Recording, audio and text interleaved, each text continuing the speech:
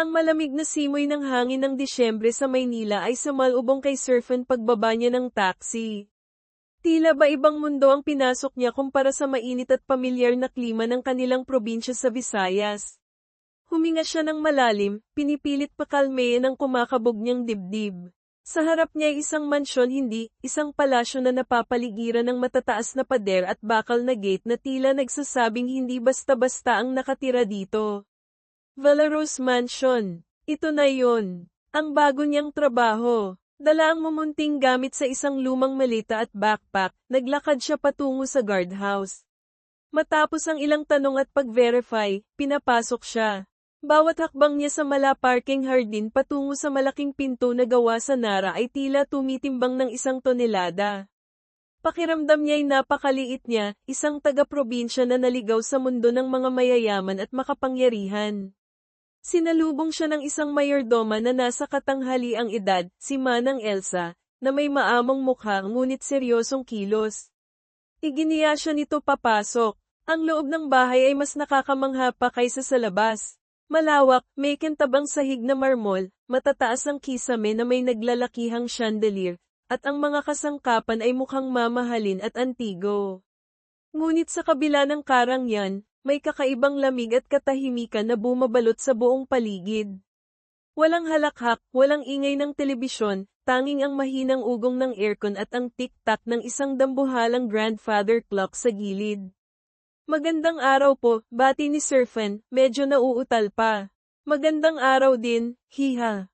Ako si Elsa. Halika, ihahatid kita sa magiging kwarto mo at pagkatapos ay ipakikilala kita kay Sir Sander at kay Axel, sagot ni Manang Elsa, bahagyang ngumiti. Ang kwarto ni Surfen ay maliit ngunit malinis at maayos, may sariling banyo. Mas maayos pa ito kaysa sa inuupahan niyang kwarto sa probinsya. Ngunit hindi pa rin niya maiwasang makaramdam ng paninibago at kaunting lungkot. Naalala niya ang maliit nilang bahay, ang ingay ng mga kapatid, ang amoy ng sinaing ni nanay. Matapos mag-ayos ng kaunti, sinamahan siya ni Manang Elsa sa library. Naroon, nakaupo sa isang malaking leather na upuan sa likod ng isang anti-gang mesa, ang lalaking magiging amo niya si Sander Valeros. Tumayo ito nang makita sila. Matangkad, nasa mga 30 anyos, may seryosong mukha na tila bihirang may sanagan ng ngiti. Ang mga mata nito'y malalim, tila may itinatagong lungkot o galit, o marahil pareho. May bahid ng pagod sa mukha nito, ngunit hindi may kakailaang kakisigan at ang aura ng kapangyarihan. Sir Sander, si Surfen po, ang bagong private nurse ni Axel, pakilala ni Manang Elsa. Tumango lang si Sander, hindi man lang ngumiti. Tinitigan siya nito mula ulo hanggang paa, tila sinusuri kung karapat-dapat ba siya. Naramdaman ni Surfen ang pag-init ng kanyang pisngi. Surfen, sabi ni Sander, ang boses ay baritono at walang emosyon. I expect professionalism. Axel is delicate. He needs constant monitoring. His previous nurses didn't last long. I hope you're different. Ang mga salita niya ay direkta, halos malamig. Walang bakas ng pagiging palakaibigan. Opo, sir, makakaasa po kayo. Gagawin ko po ang lahat para maalagan si Axel, sagot ni Surfen, pinipilit itago ang kaba. Good. Manang Elsa will brief you on the details. Axel is resting now. You can meet him later, sabi ni Sander, at naupo na muli, kinuha ang isang folder sa mesa, tila senyales na tapos na ang usapan. Nakahinga lang ng maluwag si Surfen nang makalabas sila ng library. Grabe, Manang. Nakakatakot naman si Sir, bulong niya. Napangiti si Manang Elsa. Mabait naman yan si Sir, hiha. Medyo naging ganyan lang simula nang mawala si Ma'am Alicia, ang asawa niya. At lalo na nang magkasakit si Axel. Napatango si Surfen. May dahilan pala ang lamig na nakita niya sa mga mata nito. Pagkabyudo at ang pagkakasakit ng anak. Siguro nga, mabigat ang pinagdadaanan nito. Kinagabihan, dinala siya ni Manang Elsa sa kwarto ni Axel. Isang batang lalaki na may maputlang balat at malalaking mata ang nakahiga sa kama, napapaligiran ng mga libro at laruan. Mukha itong mahina, ngunit nang makita si Surfen, bahagyang kumislap ang mga mata nito. Hay, mahinang sabi ng bata. Lumuhad si Serpent sa tabi ng kama para magpantay sila. Ngumiti siya ng pinakamalapad niyang ngiti. Hello, Axel. Ako si Nurse Serpent. Pero pwede mo akong tawaging Ate Serpent. Ngumiti rin si Axel, isang maliit, nahihiyang ngiti. Ikaw na po ang bago kong nurse. Oo, ako nga. Magiging magkaibigan tayo, ha? Sabi ni Serpent, ang puso niya'y tila nahaplos ng ngiti ng bata. Dito, sa tabi ni Axel, nawala ang kaba at paninibago niya. Dito, pakiramdam niya, may lugar siya. Nagkwentuhan sila ng kaunti tungkol sa mga paboritong karton ni Axel hanggang sa makatulog ito. Hinaplos ni Serpent ang buhok ng bata. Mukhang magiging maayos naman pala ang lahat basta kasama niya si Axel. Pagbalik sa kanyang kwarto, naupo si Serpent sa maliit na mesa. Kumuha siya ng papel at ballpen mula sa kanyang bag. Kailangan niyang ilabas ang namumuong emosyon sa kanyang dibdib, ang lungkot sa pagkakalayo sa pamilya, ang paninibago sa lugar, ang kaunting takot sa kanyang amo, at isang uri ng pangungulila na matagal na niyang kimkim. Nagsimula siyang magsulat, isang liham, puno ng damdamin, ng mga salitang hindi niya masabi ng harapan.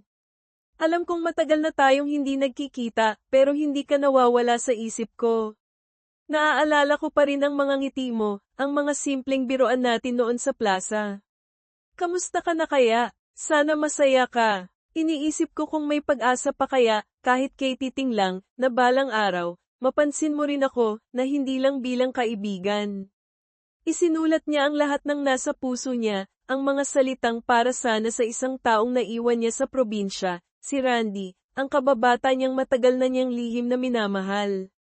Pero sa dulo ng liham, hindi niya isinulat ang pangalan nito. Hindi niya rin isinulat ang pangalan niya. Tinitigan niya ang papel, huminga ng malalim, at itinupi ito. Sa isang iglap ng pagod at pag-iisip, naisip niyang itago muna ito.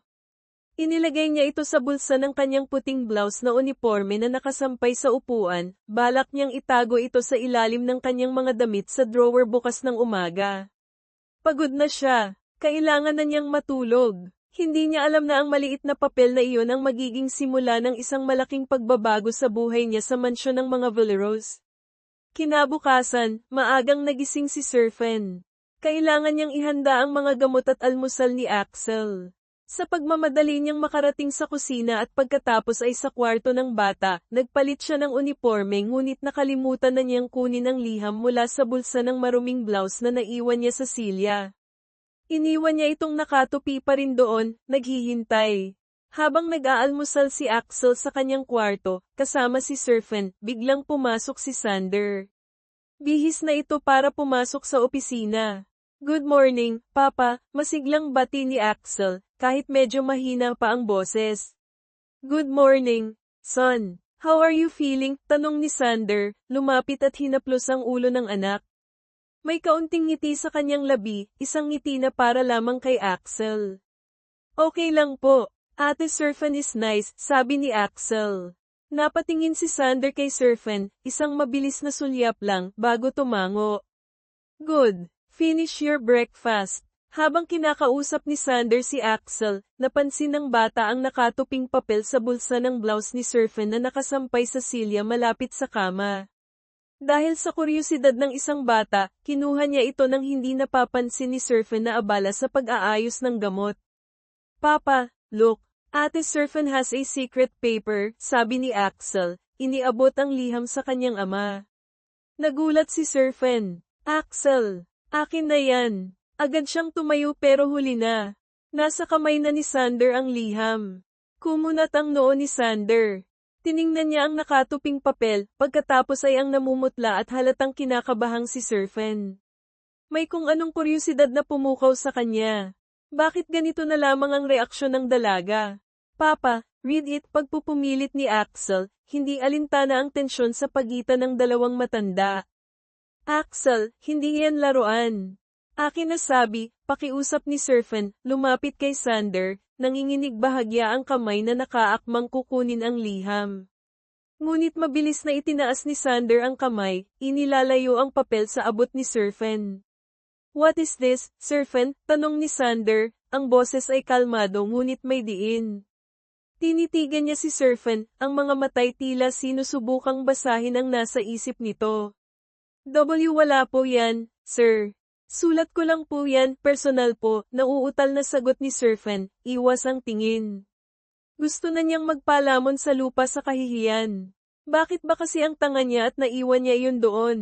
Hindi kumibo si Sander. Dahan-dahan niyang binuklat ang liham. Natahimik ang buong kwarto, tanging ang paghinga ni Serpent ang maririnig na tila humahabol. Bawat segundong lumilipas habang binabasa ni Sander ang mga salita ay parang isang walang hanggan para kay Serpent. Nakita niya ang bahagyang paggalaw ng mga kilay ni Sander, ang panandaliang pagtigil nito sa ilang linya. Hindi mabasa ang ekspresyon sa mukha nito, laging ganoon, tila isang pader na mahirap pasukin. Binasa niya ang mga salitang puno ng pangungulila, ng pag-asam, ng isang pag-ibig na hindi masabi. Hindi ka nawawala sa isip ko. Naaalala ko pa rin ang mga ngiti mo. Sana masaya ka. Iniisip ko kung may pag-asa pa, kaya mapansin mo rin ako. Walang pangalan, walang nagpadala, walang pinadalhan. Ngunit sino pa ba ang nasa paligid ni Serpent sa mansyong ito kundi siya at ang anak niya? Siya, na bihira ngang ngumiti. Siya, na halos hindi ito kinakausap maliban kung tungkol sa trabaho. Impossible. Pero, bakit ganito ang reaksyon ng dalaga? Bakit tila napakahalaga nito sa kanya? Nang matapos basahin, dahan-dahan niyang itinupi muli ang liham. Tiningnan niyang muli si Serpent, na ngayon ay nakayuko na, pulang-pula ang mga pisngi. May kung anong kumislap sa mga mata ni Sander, pagtataka, pagtatawa, o isang bagay na mas komplikado. Imbes na ibalik kay Serpent, inilagay niya ang liham sa bulsa ng kanyang coat. Sir, halos mapasigaw na si Serpent. Akin na po yan. Personal ko po yan. It's just a piece of paper, malamig na sagot ni Sander. Finish feeding Axel. I have to go. Tumingin siya kay Axel. Be a good boy, son. I'll see you later. At tulad ng dati, walang karagdagang salita, lumabas na siya ng kwarto, dala-dala ang liham ni Serpent. Naiwan si Serpent na tulala, hindi makapaniwala sa nangyari. Nanginginig ang mga kamay niya. Ang lihim niya, ang mga pinakatatago niyang damdamin para kay Randy, nasa kamay na ng amo niyang malamig pa sa yelo. At ang mas masahol pa, hindi man lang niya naipaliwanag. Ate Serpent, are you okay? Tanong ni Axel, napansin ang pagkabalisa niya. Why did Papa take your paper? Pinilit ni Serpent na ngumiti para sa bata. Okay lang ako, Axel. Laro lang namin yun ni Papa mo. Sige na, ubusin mo na yung pagkain mo. Pero sa loob-loob niya, gusto na niyang umiyak. Paano na ngayon? Anong iisipin ni Sir Sander? Baka isipin nitong nababaliw na siya. O baka kung anong isipin nito. Mas lalo siyang kinabahan. Sa kotse, papunta sa opisina, hindi mawala sa isip ni Sander ang liham. Kinuha niya ito muli mula sa bulsa at binasa ulit. Mga ngiti mo. Napailing siya. Kailan ba siyang umingiti, lalo na sa harap ni Serpent? Mapansin mo rin ako. Palagi naman niyang napapansin ito, ang pagiging mahusay nito sa trabaho, ang pasensya nito kay Axel, ang tila natural na kabaitan nito. Pero ganito, may lihim na pagtingin sa kanya? Tila katawa-tawa. Isang simpleng probinsyana, isang yaya, para sa kanya? Pero habang paulit-ulit niyang binabasa, may kung anong kumikirot sa puso niyang matagal nang namanhid. Ang mga salita ay simple ngunit tapat. Ramdam niya ang emosyon sa bawat letra. Naalala niya ang pamumula ng pisngi ni Serpent, ang pagkataranta nito. Hindi iyon gawa-gawa lang. Hindi kaya totoo. Matagal na siyang mag-isa. Matagal nang walang nagpaparamdam sa kanya ng ganitong klaseng atensyon, kahit pa sa liham lamang. Ang huling babaeng nagpakita ng interes sa kanya ay si Claudine, ang dati niyang kasintahan bago si Alicia, na paminsan-minsan ay nagpaparamdam pa rin. Ngunit iba ang dating ni Claudine, kalkulado, may motibo. Ito, ang liham na ito, ay tila dalisay. Napabuntong hininga si Sander. Itinabi niya ang liham. Kalokohan, sabi ng isang bahagi ng isip niya. Huwag kang assuming. Ngunit may isa pang bahagi, isang maliit na tinig na matagal nang natutulog, ang tila nagising. Paano kung Simula ng araw na iyon, hindi na maialis ni Sander sa isip niya si Serpent at ang liham. Hindi niya sinabi kahit kanino, kahit kay Manang Elsa. Ngunit hindi niya maiwasang obserbahan si Serpent ng mas mabuti. Bawat kilos nito, bawat ngiti nito kay Axel, bawat salita nito tila binibigyan niya ng ibang kahulugan. Napapansin niya ang pag-aalaga nito hindi lang kay Axel kundi maging sa maliliit na bagay sa bahay. Ang paraan ng pag-aayos nito ng bulaklak sa florera na hindi naman ito trabaho. Ang pagngiti nito sa mga kasambahay. Ang paminsan-minsang pagsulyap nito sa kanya kapag hindi siya nakatingin o akala lang ba niya iyon. Hindi niya alam, pero ang liham na iyon, na isinulat para sa iba, ay nagsisimula ng magtanim ng kakaibang ideya sa isip ng malamig at nag-iisang si Sander Valeros. Akala niya, si Serpent ang may lihim na pagtingin. Hindi niya namamalayan, siya na pala ang unti-unting nahuhulog sa bitag ng sarili niyang interpretasyon. Ang hindi niya inaasahan, ang pagbabagong ito sa pananaw niya ay magdudulot ng mga sitwasyong hindi niya kailanman pinlano. Nagsimula ang mga sumunod na araw na may kakaibang tensyon sa pagitan ni Sander at Serpent. Para kay Serpent, iyon ay tensyon ng hiya at kaba.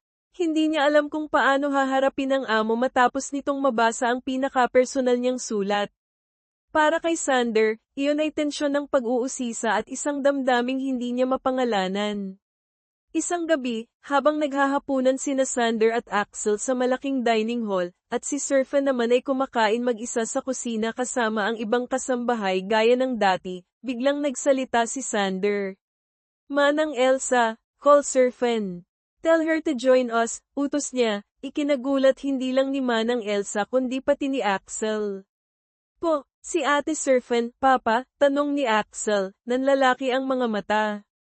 Yes, from now on, she'll have her meals with us when I'm home, sagot ni Sander, diretso ang tingin sa kanyang plato. Nagmamadaling pumunta si Manang Elsa sa kusina. Serpent, hiha, pinapatawag ka ni Sir. Doon ka na raw maghapunan sa dining hall, kasama nila. Halos mabilaukan si Serpent sa kinakain niyang adobong manok. Po, bakit daw po? Abay ewan ko, hiha. Basta sabi niya, simula raw ngayon, kasabay mo na sila kumain kapag nandito siya. Halika na. Nag-aalangan man, sumunod si Serpent. Pakiramdam niya ay para siyang rarampa sa entablado sa sobrang kaba. Pagdating niya sa dining hall, nakaupo na si Sander sa kabisera, habang si Axel naman ay nasa gilid nito. May isang nakahandang lugar para sa kanya sa tapat ni Axel. Maupo ka, Serpent, sabi ni Sander, hindi tumitingin sa kanya. Naupo si Serpent, hindi malaman kung saan ipupulupot ang mga kamay.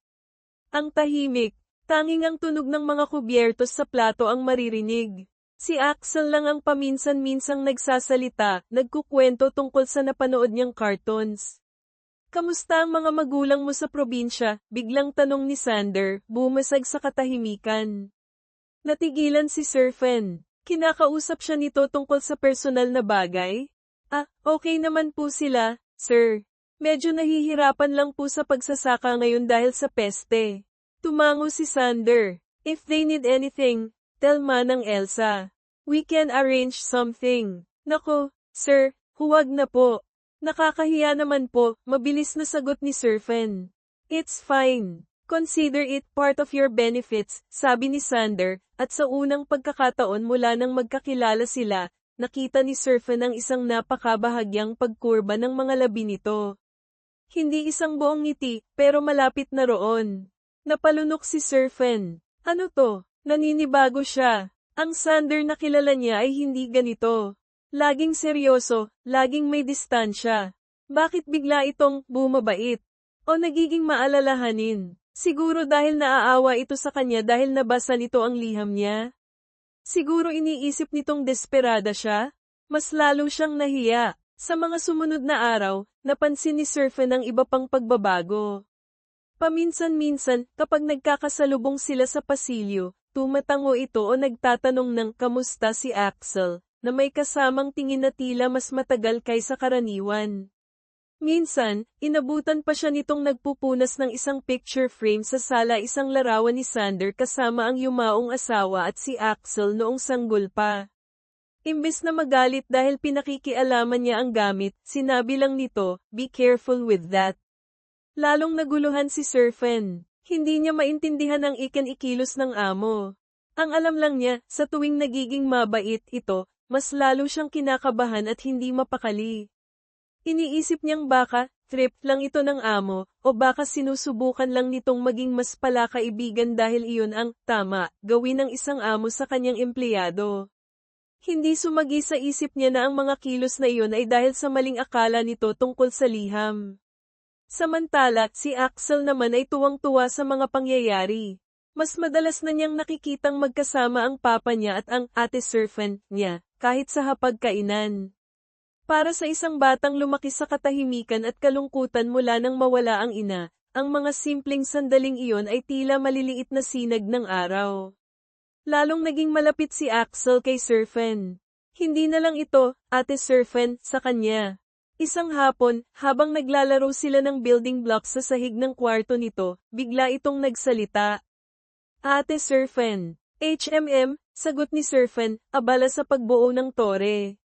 Pwede po ba kitang tawaging Mama Nurse? Tanong ni Axel, may pag-aalinlangan sa tinig.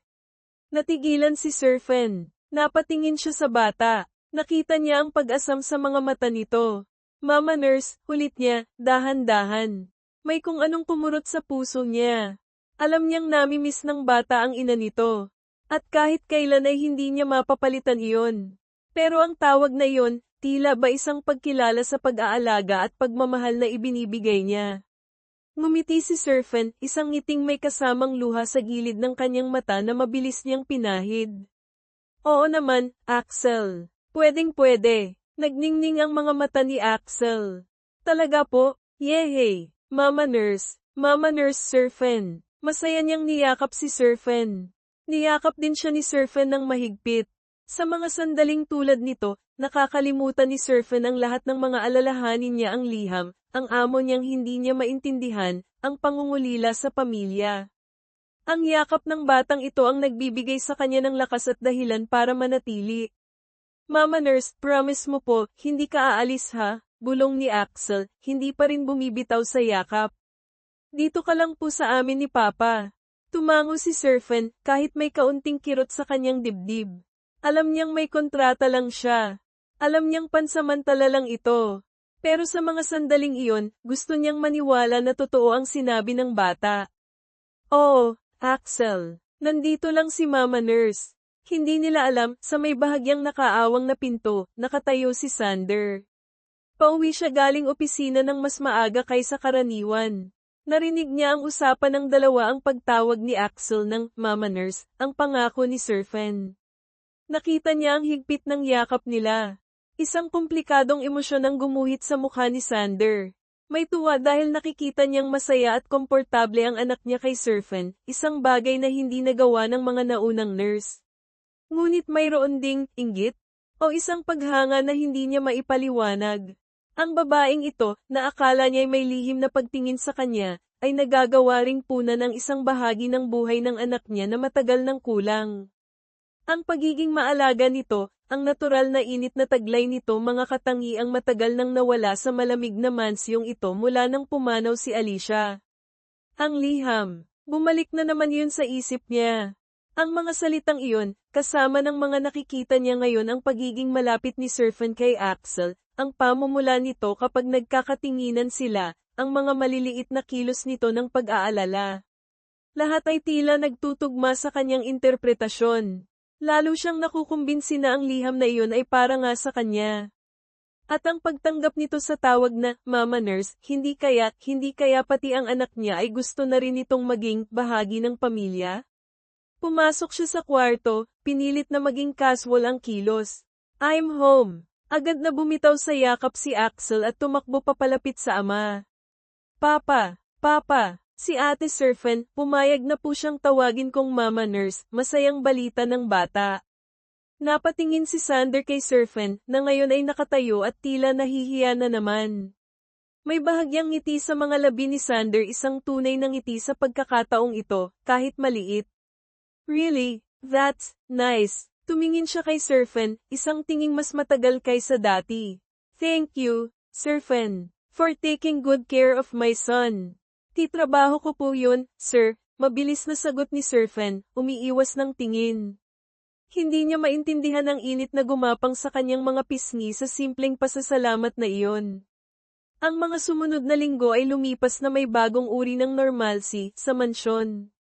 Patuloy ang mga banayad na pagbabago sa kilos ni Sander, ang paminsan-minsang pag-uusap, ang hindi na kasing lamig na pakikitungo, ang halos ngiti.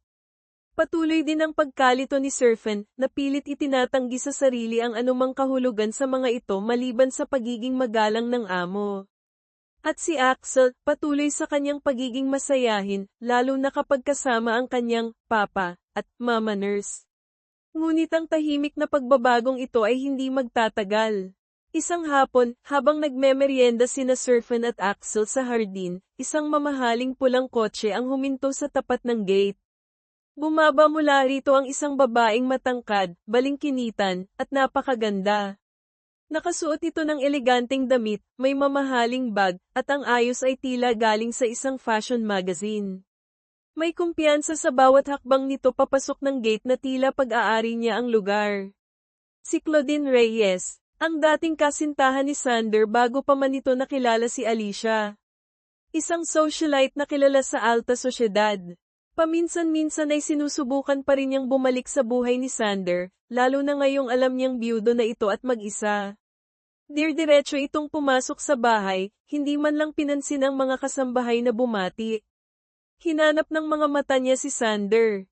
Natagpuan niya ito sa library, nagbabasa ng papeles. Sander, darling, bati ni Claudine, ang boses ay matamis ngunit may pahiwatig ng pagiging kalkulado. Lumapit ito at akmang hahalik sa pisngi, ngunit bahagyang umiwas si Sander. Claudine, what are you doing here? Tanong ni Sander, hindi na itago ang pagkairita sa biglaang pagdating nito. Visiting you, of course. It's been a while, sabi ni Claudine, hindi pinansin ang malamig na pagtanggap. Umupo ito sa silyang nasa tapat ng mesa ni Sander, ipinag-cross ang mga binti. I heard you've been quite solitary. Maybe it's time you let someone back into your life.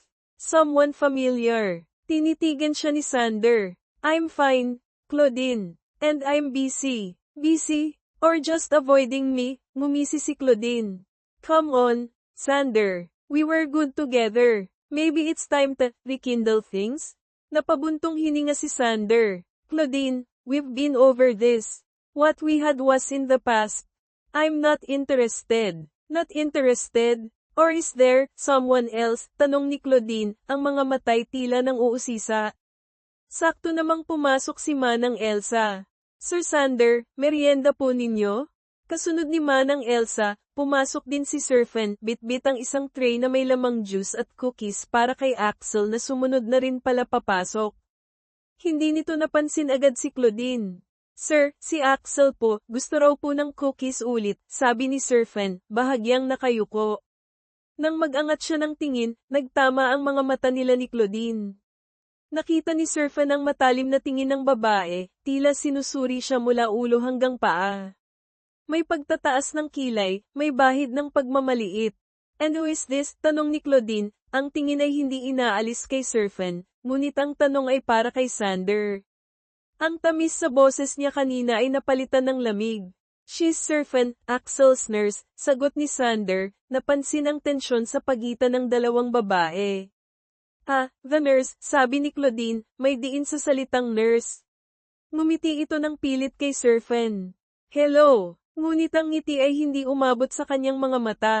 Magandang hapon po, magalang na bati ni Sir Fen, nakaramdam ng hindi maipaliwanag na kaba. Alam niya, sa tingin pa lang ng babae, na hindi siya nito gusto. Mama nurse, cookies, sabi ni Axel, lumapit kay Sir Fen at kumuha ng cookies. Narinig ni Claudine ang tawag ni Axel. Mama nurse, ulit nito, mas lalong tumalim ang tingin kay Sir Fen, pagkatapos ay kay Sander. How sweet! Ang sarkasmo ay hindi maitago sa boses nito. Agad niyang naramdaman ng babaeng ito, ang simpleng nurse na ito, ay hindi lang basta tagapag-alaga. May something dito. Isa itong banta. Claudine, I think it's time for you to leave, mariing sabi ni Sander, tumatayo na. Hinawakan niya sa balikat si Axel. Surfen, please take Axel back to his room. Opo, sir, sagot ni Surfen, mabilis na ainal-alayan si Axel palabas, ramdam pa rin ang mga matang nakatutok sa likod niya. Naiwan sina Sander at Claudine. So, the nurse, huh? Sabi ni Claudine, tumatawa ng mapakla. Is that why you're pushing me away? Because of her? This has nothing to do with her, Claudine. This has everything to do with us. There is no us anymore. Please accept that, seryosong sabi ni Sander. Hindi niya sinabi ang tungkol sa liham, o ang tungkol sa sarili niyang nararamdaman na hindi pa niya mismo maintindihan. Ayaw niyang bigyan si Claudine ng anumang bala laban kay Surfen. Tumayo si Claudine, ang mukha ay nagpapakita ng halong galit at nasaktang pride. Fine, Sander. Have it your way. But don't think this is over. Lumakad ito palabas ng library, dumaan sa tabi ni Manang Elsa na tila hangin lamang ito. Bago tuluyang lumabas ng mansyon, sumulyap ito pabalik, ang mga matay madilim. Alam niyang may kailangan siyang gawin. Hindi siya papayag na isang hamak na nurse lang ang makakuha sa lalaking dapat ay sa kanya. Nang makaalis si Claudine, napaupo si Sander sa kanyang silya, napahilamos ng mukha. Isa na namang problema. At ngayon, nadamay pa si Surfen. Kailangan niyang protektahan ito mula kay Claudine. Pero paano? Lalo na't ang sarili niyang damdamin ay naguguluhan din. Hindi niya alam na ang pagdating ni Claudine ay hindi lang basta problema. Ito ang magiging mitya ng isang mas malaking gulo, isang kasinungalingan na susubok sa namumuong pagtitiwala at magdudulot ng sakit sa lahat ng sangkot, lalo na sa 2 taong hindi pa man umaamin ay nagsisimula ng mahulog para sa isa't isa dahil sa isang liham na maling napuntahan. Si Claudine, na puno ng sama ng loob at selos, ay hindi tumigil. Hindi siya naniniwala na walang namamagitan kina Sander at Surfen. Para sa kanya, imposible na ang isang tulad ni Sander ay basta na lang magiging mabait sa isang yaya kung walang dahilan. Determinado siyang alamin kung ano ang sikreto ng dalawa. Nagpanggap siyang may naiwang mamahaling hako sa library noong huling pagbisita niya. Isang palusot para makabalik sa mansyon nang hindi kainahinala. Habang naghahanap sa library, kung saan alam niyang madalas magtrabaho si Sander, napadpad siya malapit sa mesa nito. Sa ilalim ng ilang papeles, may nakita siyang isang pamilyar na bagay, isang nakatuping papel na medyo luma na. Ang liham. Dahil sa kuryosidad at hinala, kinuha niya ito nang walang nakakakita at binuklat.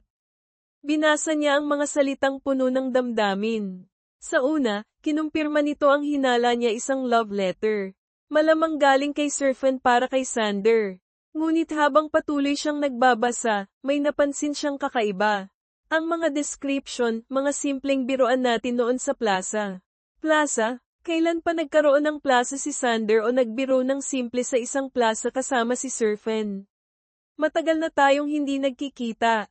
Paano sila matagal na hindi nagkita kung araw-araw itong nagtatrabaho para kay Sander?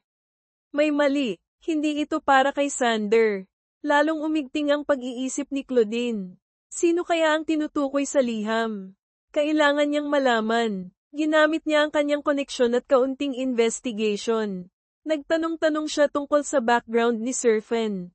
Nalaman niya ang tungkol sa probinsyang pinanggalingan nito, ang mga kaibigan nito doon. At hindi nagtagal, natuntun niya ang pangalan ni Randy, ang kababata, ang matagal nang gusto ni Surfen. Biglang nagliwanag ang lahat para kay Claudine. Ang liham ay para kay Randy. Hindi kay Sander. Isang mapanlin lang ng ngiti ang sumilay sa mga labi ni Claudine. May alas na siya. Alam na niya kung paano gagantihan si Sander sa pagtanggi nito sa kanya, at kung paano sisirain ang banta na nakikita niya kay Surfen. Hinintay niya ang tamang pagkakataon. Isang gabi, tumawag siya kay Sander, nagkukunwaring may mahalagang papeles na kailangan itong pirmahan para sa isang charity event na pareho silang miyembro noon. Pumayag si Sander na makipagkita sandali sa isang coffee shop malapit sa opisina nito.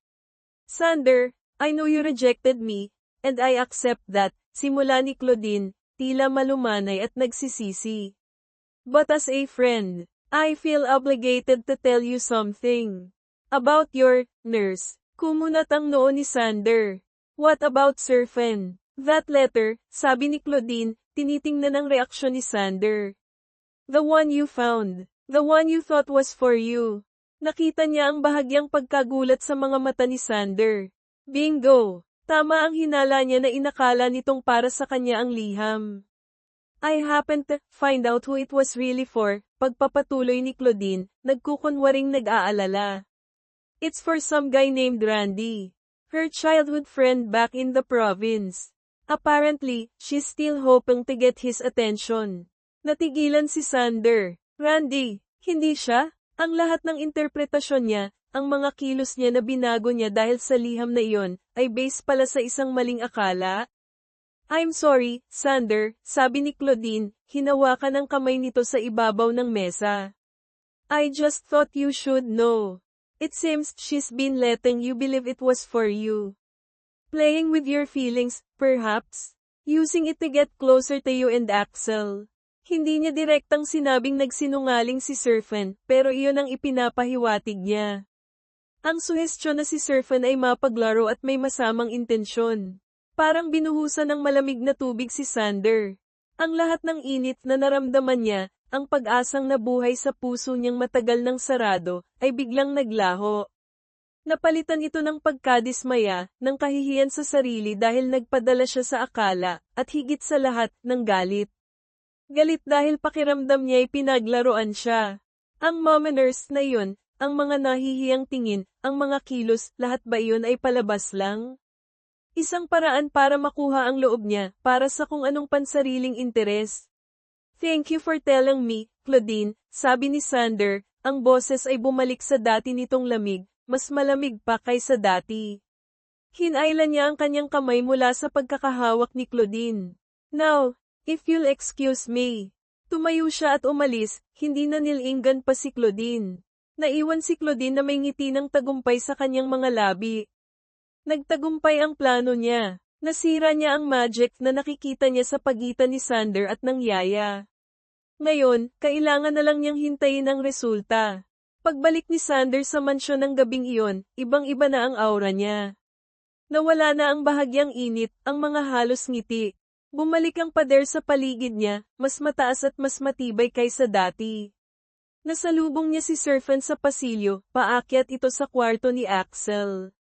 Good evening po, sir, bati ni Serpent, gaya ng dati. Nilampasan lang siya ni Sander, hindi man lang tumingin o tumango. Para siyang hangin lamang. Natigilan si Serpent. Anong nangyari? Kaninang umaga lang ay halos ngumiti pa ito sa kanya nang magpaalam. Bakit ngayon ay parang hindi na naman siya nito kilala? Ang gabing iyon ang simula ng masakit na katahimikan sa mansyon. Hindi na muling inaya ni Sander si Serpent na sumabay sa pagkain. Hindi na ito nagtatanong tungkol sa pamilya niya o kahit tungkol kay Axel kapag siya ang kaharap. Ang mga tingin nito, kung magtatama man ang kanilang mga mata, ay malamig at walang emosyon, minsan pa nga'y tila may bahid ng pagkainis. Ang mga sagot nito sa mga tanong niya tungkol sa pangangailangan ni Axel ay laging maikli at formal. Hindi maintindihan ni Serpent kung ano ang nagawa niyang mali. Inisip niya kung may nasabi ba siyang hindi maganda, o kung may nagawa siyang ikinagalit nito. Paulit-ulit niyang sinuri ang mga huling araw, pero wala siyang makitang dahilan para sa biglaang pagbabago ng pakikitungo nito. Ang alam lang niya, nasasaktan siya. Hindi dahil sa may romantikong damdamin siya para dito malayo pa roon ang isip niya kundi dahil nasanay na siya sa bahagyang kabaitan nito, sa pakiramdam na kahit papaano ay nakikita siya nito bilang tao, hindi lang empleyado. Ngayon, pakiramdam niya ay mas mababa pa siya sa dati. Ang biglaang paglamig ni Sander ay hindi lang si Serpent ang nakapansin. Maging si Axel ay nagtaka. Papa, why are you not talking to Mama Nurse anymore? Tanong ng bata isang gabi habang pinapatulog siya ni Sander. Are you angry with her? Tumingin si Sander sa anak, nakaramdam ng kirot. Ayaw niyang madamay ang bata. No, son, Papa's just busy and tired, palusot niya. Pero alam niyang hindi iyon ang totoo. Ang totoo, hindi niya kayang harapin si Serpent nang hindi naaalala ang liham at ang pakiramdam na nalinlang siya. Mas madali nang bumalik sa dating distansya. But she looks sad, sabi ni Axel. And you look sad too. Hindi nakasagot si Sander. Hinaplos na lang niya ang buhok ng anak hanggang sa makatulog ito. Paglabas niya ng kwarto, nakasalubong niya si Serfen na may dalang gamot. Nagkatinginan sila sandali, nakita ni Serfen ang pagod at tila inis sa mga mata ni Sander, habang nakita naman ni Sander ang bakas ng kalungkutan at pagkalito sa mukha ni Serfen. Mabilis na umiwas ng tingin si Sander at naglakad palayo.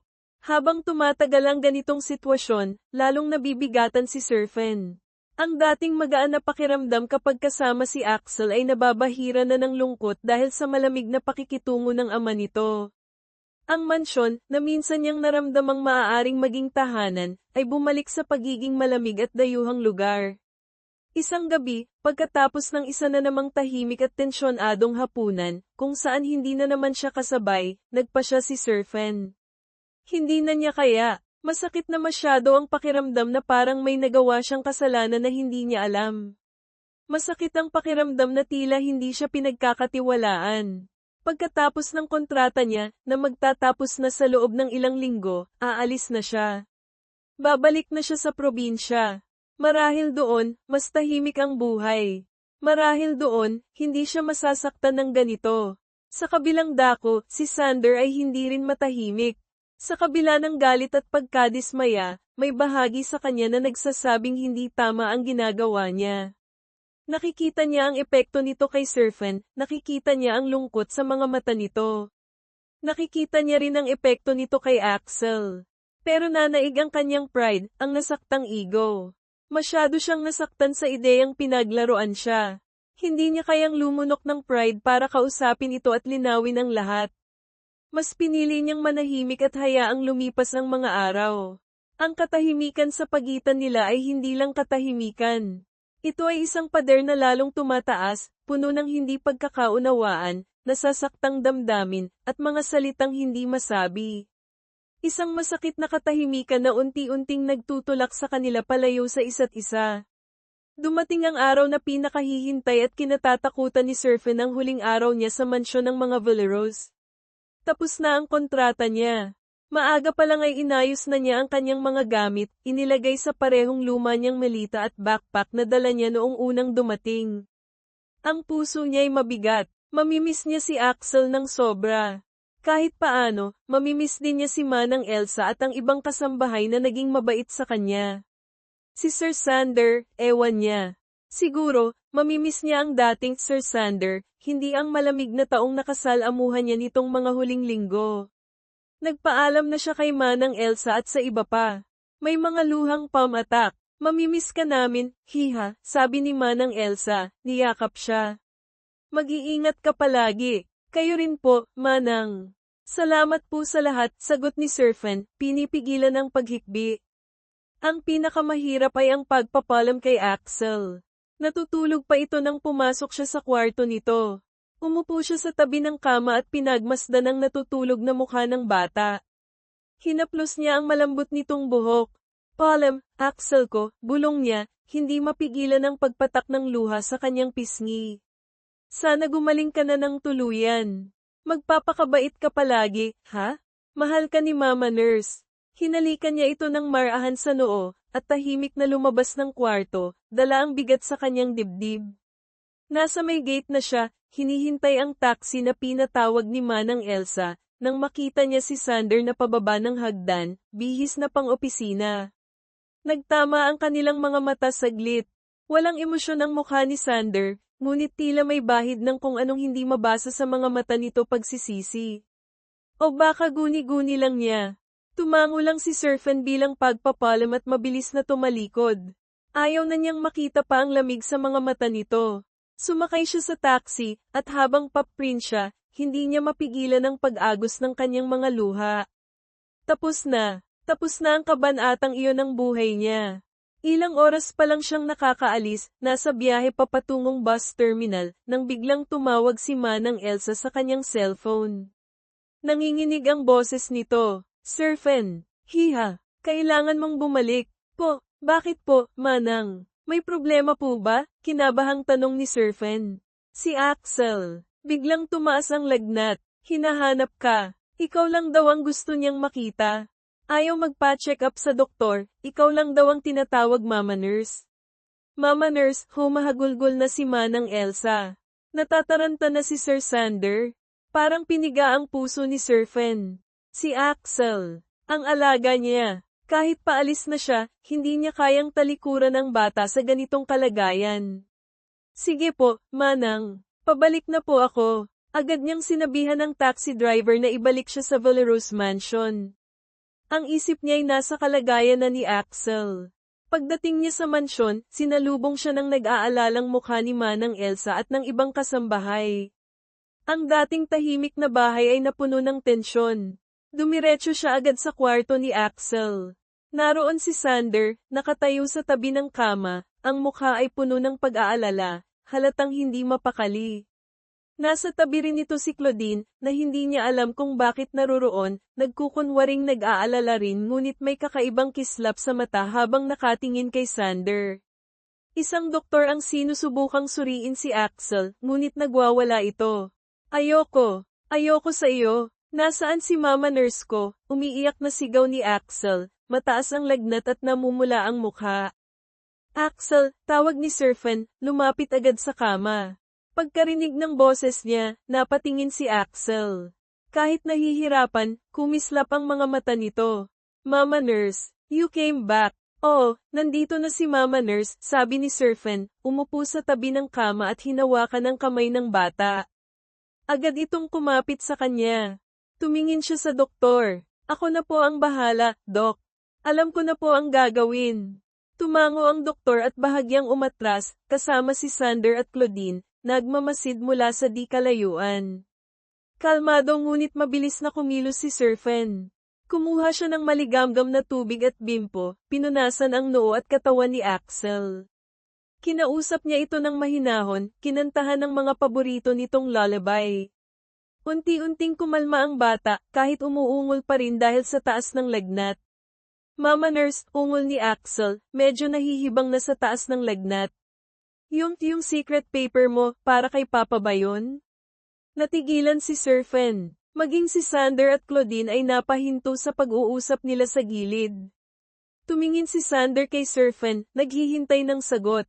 Si Claudine naman ay ngumisi ng bahagya, tila sinasabi na eto na, mabubuking ka na. Ngumiti si Sir Fen kay Axel, hinaplos ang pisngi nito.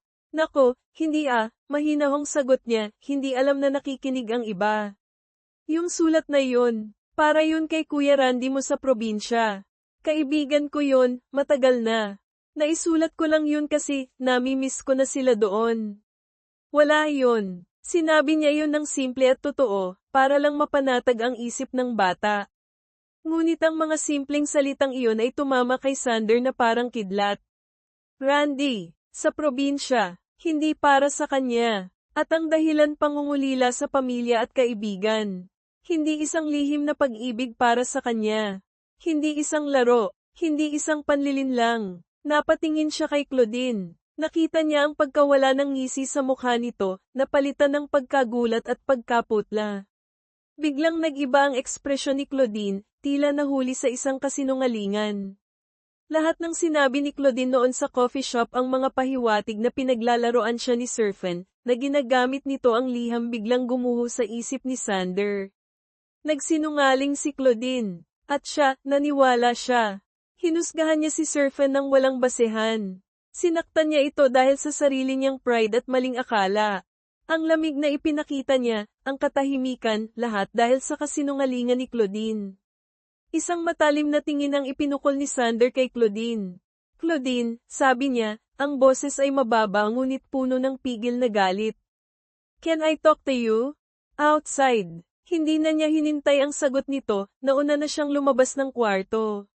Walang nagawa si Claudine kundi sumunod, ang mukha ay hindi may pinta. Sa labas ng kwarto, sa pasilyo, hinarap ni Sander si Claudine. You lied to me. Hindi iyon tanong, kundi isang pahayag. Sander, I thought, nauutal na si Claudine. You thought what? That you could manipulate me? That you could destroy an innocent person's reputation just because I rejected you? Tumaas na ang boses ni Sander. Narinig mo ang sinabi niya. Wala siyang alam. Hindi niya alam na nabasa ko ang liham, o kung ano ang inisip ko. She was just being herself. Caring for my son. And you twisted everything. She's just a nurse, Sander. What do you see in her? Desperadong sabi ni Claudine. She's more decent and has more heart than you'll ever have, malamig na sagot ni Sander. Get out of my house, Claudine. And don't ever come back. Iniwan niyang tulala at galit si Claudine sa pasilyo. Bumalik si Sander sa loob ng kwarto ni Axel. Naroon pa rin si Serfen, inaawitan ang bata na ngayon ay tila mas mahimbing na ang tulog, bumababa na rin ang lagnat. Tumayo si Sander sa may pintuan, pinagmamasdan si Serfen. Ang babaeng hinusgahan niya, sinaktan niya dahil sa maling akala, ay narito pa rin, inaalagaan ang kanyang anak ng buong puso, kahit pa ito na ang dapat ay araw ng kanyang pag-alis. Isang matinding pagsisisi ang bumalat sa kanya. Ang bigat sa dibdib na naramdaman niya kanina nang umalis si Serfen ay mas damobel pa ngayon dahil sa kahihiyan sa sarili niyang ginawa. Napakababa ng tingin niya sa sarili sa mga sandaling iyon. Paano niya ito babawiin? Paano niya hihingin ang tawad ng babaeng nasaktan niya nang hindi nito nalalaman ang tunay na dahilan? Hindi pa tapos ang araw, ngunit alam ni Sander na marami pa siyang kailangang gawin. Kailangan niyang itama ang kanyang pagkakamali. Kailangan niyang harapin ang katotohanan ng katotohanang nahulog na yata siya, hindi sa babaeng nasa likod ng liham na akala niya, kundi sa babaeng nasa harap niya ngayon, ang babaeng nagpakita ng tunay na kabutihan at pagmamalasakit sa gitna ng lamig ng kanyang mundo. Ngunit paano niya ito sisimulan? Matapos masigurong stable na ang kalagayan ni Axel at nakainom na ito ng gamot, lumabas sandali si Serfen ng kwarto para kumuha ng malinis na damit para sa bata. Pagbalik niya, nakita niya si Sander na nakaupo sa silyang katabi ng kama, binabantayan ang natutulog na anak. May kakaiba sa ekspresyon nito ngayon, wala na ang dating lamig, napalitan ito ng tila malalim na pag-iisip at kalungkutan. O pagsisisi. Sir, tawag ni Serfen. Napatingin si Sander sa kanya. Tumayo ito. Serfen, salamat. Salamat sa pagbalik mo para kay Axel. Ang boses nito ay mas malumanay, iba sa narinig niya nitong mga nakaraang linggo. Wala po yun, sir. Mahal ko po si Axel, wala po yun, sir. Mahal ko po si Axel, sagot ni Serfen, totoo mula sa puso. Nagkatinginan sila sandali. Sa pagkakataong ito, hindi umiwas ng tingin si Sander. Nakita ni Serfen ang sincerity sa mga mata nito, at isang bagay pa na hindi niya mapangalanan. Serfen, muling sabi ni Sander, tila naghahanap ng tamang salita. Yung pagiging malamig ko sa'yo nitong mga nakaraang linggo. I owe you an apology. Nagulat si Serfen. Humihingi ito ng tawad? Bakit po? Napabuntong hininga si Sander. Nagkamali ako ng akala. May mga narinig ako na hindi pala totoo. Hinusgahan kita agad. I'm sorry. Nasaktan kita, alam ko. Hindi niya direktang sinabi ang tungkol sa liham o kay Claudine, pero sapat na iyon para maramdaman ni Serfen na may malalim na dahilan ang biglaang pagbabago ng ugali nito noon. Hindi agad nakasagot si Serfen. Pinoproseso niya ang sinabi nito. So, hindi pala siya ang may kasalanan? May ibang dahilan pala. Nakaramdam siya ng kaunting ginhawa, pero kasabay noon ay ang tanong ano kayang akala iyon? Ano kayang narinig nito? Okay lang po, sir, mahinang sagot niya. Naiintindihan ko naman po na, baka stressed lang po kayo. Umiling si Sander. No, it wasn't just stress. It was my fault, my pride. Sana, mapatawad mo ako. Tumango si Serfen. Opo, sir, pinapatawad ko na po kayo. Isang maliit na ngiti ang gumuhit sa kanyang mga labi. Gamaan ang pakiramdam niya. Ngumiti rin si Sander, isang pagod ngunit tapat na ngiti. Thank you, Serfen. Muli silang nagkatinginan, at sa pagkakataong ito, may kakaibang kuryenteng damaloy sa pagitan nila, isang pag-unawa, isang bagong simula. Kinagabihan, matapos makatulog muli si Axel na mas mahimbing na, bumalik si Sander sa kanyang library. Umupo siya sa kanyang mesa, ngunit hindi papeles ang inatupag niya.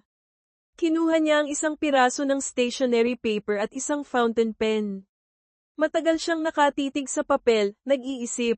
Naalala niya ang liham ni Serpent, ang simpleng paraan nito ng pagpapahayag ng damdamin, kahit pa para sa iba iyon. Naalala niya ang epekto noon sa kanya, kahit mali ang interpretasyon niya. Siguro yun din ang paraan para may parating niya ang sarili niyang nararamdaman ngayon. Ang nararamdaman niyang nagsimula sa maling akala pero naging totoo habang nakikilala niya ang tunay na Serpent. Nagsimula siyang magsulat, hindi kasing emosyonal ng liham ni Serpent, ngunit may sariling lalim at katapatan. Serpent, hindi ko alam kung paano sisimulan ito. Marahil, sa pagsasabi ulit ng sorry. Sorry kung nasaktan kita dahil sa sarili kong kahangalan at pride. Sorry kung hinayaan kong sirain ng maling akala ang namumuong respeto at paghanga ko sa'yo. Noong una kang dumating dito, ang tingin ko sa'yo ay isa lang empleyado. Isa lang nurse. Pero habang tumatagal, nakita ko ang higit pa roon. Nakita ko ang puso mo sa pag-aalaga mo kay Axel, sa kabaitan mo sa lahat, sa simpleng paraan mo ng pagbibigay liwanag sa madilim na bahay na ito. Mali ako ng akala tungkol sa maraming bagay. Pero may isang bagay na sigurado ako ngayon. Hindi ko na yata kayang isipin ang mansyong ito, ang buhay namin ni Axel, nang wala ka. Alam kong trabaho lang ang pinunta mo dito. Alam kong tapos na ang kontrata mo. Pero kung papayag ka, gusto kong humingi ng pagkakataon. Hindi bilang amo mo, kundi bilang isang taong gustong makilala ka pa. Bilang si Sander. Walang pilitan. Maiintindihan ko kung gusto mo nang bumalik sa probinsya. Pero sana, pag-isipan mo. Nagpapasalamat, Sander, binasa niya ulit ang kanyang isinulat. Simple lang. Diretso. Walang paligoy-ligoy. Huminga siya ng malalim at itinupi ang liham. Inilagay niya ito sa isang sobra. Kinabukasan, bago umalis si Serpent dahil napag-usapan nilang kailangan pa rin niyang umuwi muna sa probinsya para makita ang pamilya at makapag-isip, iniabot ni Sander ang sobra sa kanya. Ano po ito, sir? Tanong ni Serpent. Basahin mo kapag nasa biyahe ka na, sabi ni Sander, may kaba sa boses na pilit itinatago. Sakto namang lumabas si Axel mula sa kwarto, masigla na ulit kahit medyo mapatla pa. May dala itong isang drawing. Mama Nurse, Papa, look, pinakita nito ang drawing. Isang stick figure drawing ng 3 tao na magkakahawak kamay sa harap ng isang malaking bahay. Isang matangkad na lalaki, si Papa, isang babae, si Mama Nurse, at isang maliit na bata, siya. Sa itaas ay nakasulat, My Family. Napangiti sina Serpent at Sander sa ginawa ng bata. Kinuha ni Axel ang drawing at ibinigay kay Serpent. Para po sa inyo, Mama Nurse. Para hindi niyo po kami makalimutan. Niyakap ni Serpent si Axel ng mahigpit. Hinding-hindi ko kayo makakalimutan, Axel. Tumingin siya kay Sander, na nakatingin din sa kanya, may ngiti sa mga labi. Take care, Serpent, sabi ni Sander. Kayo rin po, sir. Axel, sagot ni Serpent. Kinuha niya ang kanyang mga gamit, ang liham mula kay Sander, at ang drawing ni Axel. Sumakay siya sa taxi, iniwan ang mansyon na ngayon ay may halong lungkot at pag-asa siyang nararamdaman. Sa loob ng bus pauwing probinsya, binuksan ni Serpent ang sobrang bigay ni Sander.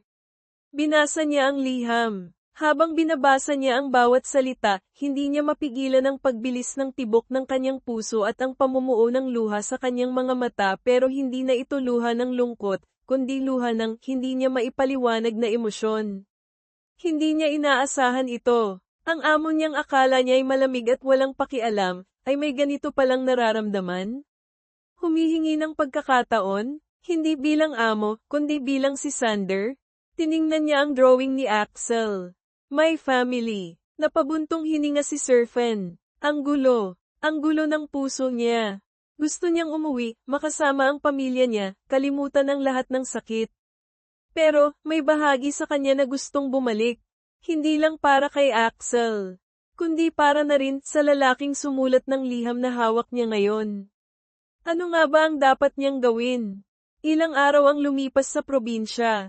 Kasama ni Serpent ang kanyang pamilya. Naging masaya siya, nakalimutan pansamantala ang mga nangyari sa Maynila. Nagkwento siya tungkol kay Axel, sa kabaitan ni Manang Elsa, sa ganda ng mansyon. Ngunit hindi niya naikwento ang tungkol sa liham ni Sander, o ang tungkol sa namumuong pagkalito sa kanyang puso. Gabi-gabi, bago matulog, binabasa niya ulit ang liham ni Sander.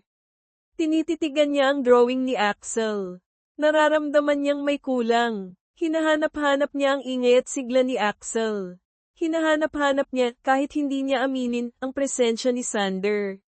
Isang umaga, habang nagkakape siya sa kanilang maliit na balkonahe, kausap ang kanyang nanay, bigla siyang napagdesisyonan.